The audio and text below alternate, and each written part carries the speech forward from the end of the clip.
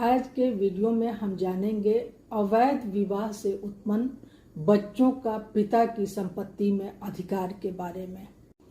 क्या अवैध विवाह से उत्पन्न बच्चे भी पिता की संपत्ति में अधिकार रखते हैं?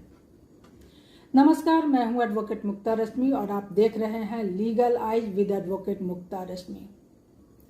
संध्या रानी साहू एट मोहंती वर्सेस श्रीमती अनसुईया मोहंती के मामले में ओडिशा हाई कोर्ट ने एक ऐतिहासिक फैसले में कहा है कि अवैध या अमान्य विवाह से उत्पन्न बच्चों को भी अपने हिंदू पिता की पैतृक और स्व अर्जित संपत्ति में पूरा अधिकार है। हिंदू सक्सेशन एक्ट 1956 के तहत उन्हें क्लास 1 हेयर माना जाता है। यह फैसला उस मामले में आया जिसमें मृतक कैलाश चंद्र मोहंती की संपत्ति के उत्तराधिकार को लेकर विवाद था। मृतक की एक और विधिवत विवाहिता पत्नी थी और दूसरी ओर उस महिला के साथ संबंध थे जिससे उसके बच्चे हुए। फैमिली कोर्ट ने पहले मृतक की पत्नी को कानूनी उत्तराधिकार मानते हुए फैसला सुनाया, लेकिन हाईकोर्ट में यह मुद्दा उठा कि क्या अवैध विवाह से उत्पन्न बच्चे को भी संपत्ति में अधिकार होगा।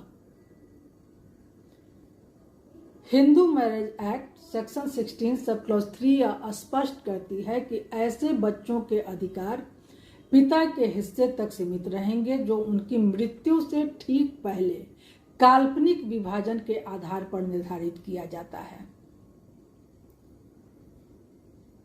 रेवंत सिद्धप्पा केस के निर्णय का हवाला देते हुए हाईकोर्ट ने कहा कि स्व अर्जित संपत्ति में ऐसे बच्चों को समान अधिकार मिलते हैं जितना कि उनके कानूनी विवाह से उत्पन्न बच्चों के हैं। मृताक्षरा सामुदायिक संपत्ति में पिता का जो हिस्सा होता है उस हिस्से में भी ऐसे बच्चों को उत्तराधिकार मिलेगा।